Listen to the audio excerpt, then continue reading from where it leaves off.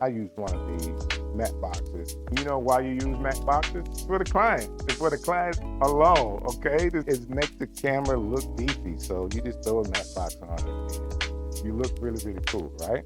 This bag, which I really love, I normally just leave it open, stand, one tripod.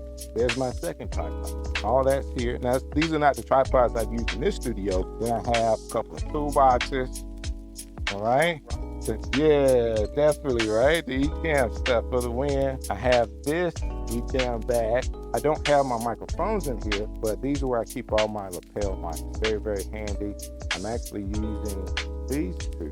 Don't know what these products are. I think these may be newer microphones, but they're really, really cool. I like it because the capsule is a little bit smaller. I want it as small as possible because I am trying my best to be able to throw these under the shirt so you don't see the mic. Right. Now, I'm not hung up on it, but that's what I try to do. Okay, sometimes that's the very last thing to do, and it could take a lot of time. You don't want to do that, so I kind of just really, really think about it. Now, put all that off. The next one is where I keep my camera. This may not be what you do, okay?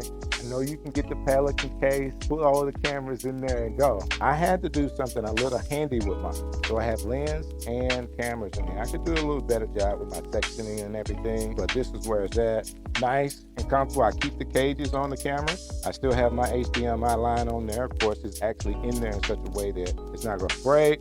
D-mount connection, there we go. So all I have to do is take it out of that box and load it up here, and I'm ready to go. Don't always do that when you're trying to do it at display. All right. You don't want to play right. That's always happens. But you know what? You just keep doing it. So normally I move that battery case back once I have it out. When I'm putting it back in, I kind of make it slim, but once I'm done with that, I like to pull the battery out. So I have a little bit more space from this hood to be able to throw this battery on and lock it tight with that. Let's go ahead and throw this here. Okay. HDMI here. And on the bottom of my camera setup, unlock here, is where I keep all of my other accessories. So here I have my battery. This is where I kind of keep my Rode mic so I know when I need to plug them in. And of course I have my Sony batteries here with the D-tap on it for mine. So you just never know when you need an extension cord. So at the bottom of that case, of course, I have extra cables and all of that. I think I used maybe one or two in this setup, but that's that. The lens that I used on this one, that one is a full frame. I have this Tamron. This is 28 to 75 full frame lens. I think this is a 2.8 f2.8. Really, really cool. This is the Sony FX30, which is the A cam. I went ahead and put the plate on the bottom of this FX30. This one is already up, so don't really know about all the placement yet. I'm just kind of placing things where they normally would go, getting everything in order for the next one. So these are FX30. A cam is FX3, side cameras are FX30. There's a debate from people that have this setup. The FX30s are half the price of the FX3. Functions the same. What makes it a professional unit is that it does have the two SD card slots. That makes it professional. It's open. 30. And this is a 30. What you get out of the 30, it is a crop sensor lens, okay? Now, they are making autofocus cinema lenses for the crop camera, and they're phenomenal. And they are way less expensive than the full frame camera. Yes, it sounds good to say you have an FX3. Everything you want to do on the 3, you can do on the 30. I'm not taking anything away. I have a 3, and I do use it as my main camera. But my money shot gets to be that B cam over there, which has the Sigma 56 millimeter lens on it. And it is a very nice shot. Contrast, expression, it is very clean. So with Sigma, what's different, where I want to go is to be able to get some cinema lenses, which I do feel like they have their own artifact. There's a uniqueness to cinema lenses. What you get out of some of the photography lenses is very clean. So it's very corporate. You can make it look very corporate and straight. So I kind of like that right now. My artifacts are coming from any lights I may have, practical lights in the shot, the way it's shot to make it a little bit more cinematic. I can do it that way, but I feel comfortable with what I'm getting out of the FX30. Most people are wowed by these Sigma lenses than they are from the full frame camera lens on the FX3. When they see the guest shot, wow, that's nice. And that's an FX30. So we shooting on the FX30 right now. There you go. There you go. Yeah. And 16 millimeter. Sure. So you can't beat that. No, and you come right in. Boom. Oh man, I love it. Boom. Framed up. Yep. I love it. So, you know, if people ever have that debate, at the same time, I'm thinking about collecting a lot of equipment that I can resell so I can get the FX6. So don't tell me, like, I'm telling you the 30s are fine, but it's just one thing to have like the ability, because I want to do some documentaries, to be able to do the full thing. That's what I'm trying to get to. So next we're gonna turn these lights on. Actually, I'm waiting here for my son to come and he's gonna set up a little more, and then we turn these lights on and get mic'd up and you'll see a nice little show. Yeah. I actually bought a pack. These are the 99. The V mount. Yeah, the V mount, but there's a 212 or 220. Yeah. And then there's one below this, and I just thought this, for what I would use it for, was the perfect match. At the end of the day, where I'm at, this could easily go 5 or 6 hours. And I'm only doing, you know, an hour podcast. So this is more than enough for the camera and screen. The monitor. Right. So the monitor has a different I'm using the power on the D-tap on the other side. For the monitor. For the monitor. And the USB-C for the camera. Yes.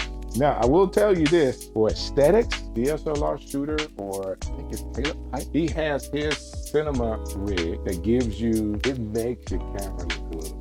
Yeah. Okay, so it gives you a couple of mounting points all the way around it, V-mount attachment on the back, and then the same kind of connector on the bottom, and it gives you more detail. Nice. Where this battery has one. Yeah. His setup gives you 4, Ooh. and of course you still have some for the battery, but it also gives you an on-off switch, which I really like. Like once it's here, everything's on. It's on. Yeah. So I do like that he gives you an on-off switch, but it does make this camera look like a cinema. You call it a cinema rig. It does make that. So I'll give him an A+ on that. I gotta make that investment.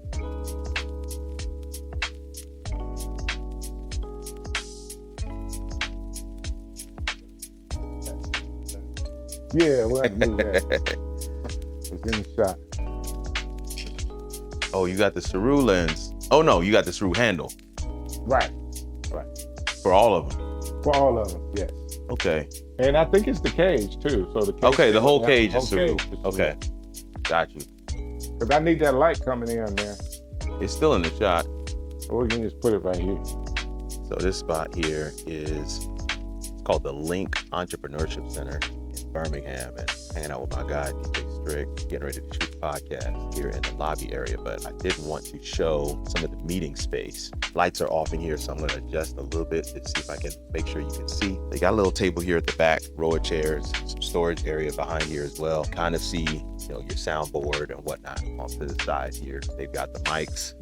I like that they have the Link on the mics as well. Great branding. But I absolutely love the floor contrast with the walls, that black wall back there. Absolutely gorgeous. They got these barn doors on the sides that are really just aesthetic, because I think these aren't necessarily exits for real. These are like, I don't know, like a load-in area from outside. But that is not just a black backdrop back there. It's actually some lights. You can see the plants on either side of the video wall. And yes, that is a video wall up there. Really well done. High ceilings, some natural light coming in.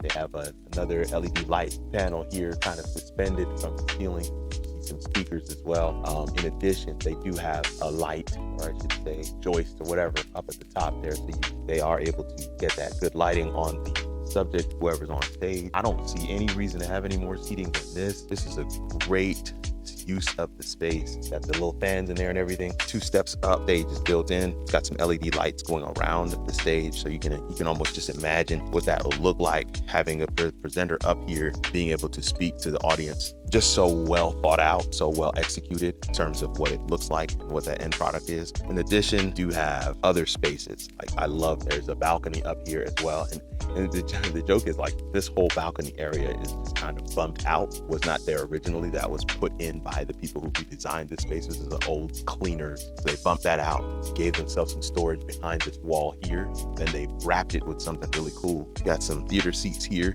and you got an office space over there. I'm gonna walk in there in a second, but I did want to go upstairs to where they have a couple more studio spaces. Up these stairs, you do have a little hideaway spot right here, almost like a recording booth. And you've got kind of like a waiting area. We go into some of these spaces, you see what it looks like with the lighting on. These are actual recording studios, a couple of, little pieces of equipment and gear. See, you got the podcast mic there, that backdrop, several different accent walls and accent textures that really add to the space. They have designed it so well.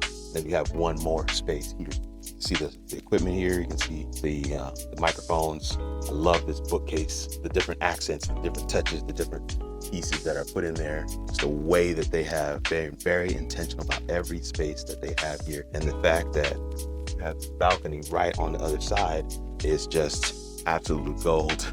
There's so many options and opportunities and ideas you can do in this space with this entire setup. As I mentioned, you have this whole balcony space here too. This balcony space has a top-down shot, if you will, of the stage and some of the seating. Those gorgeous stairs, some of those theater seats as well. Again, super intentional in terms of how it was set up and designed. This is definitely something that Kanik and I have talked about doing in Huntsville. If I didn't mention it already, we are in Birmingham right now, and just hanging out with my guy DJ Strick. Another little couch set over here. Like, there's no shortage of places to record because everything has just been so well designed, and I would love to get my hands on it. All right, we're going into kind of a conference room area here where the lights are on. So I'm going to try and bump down the lighting a little bit.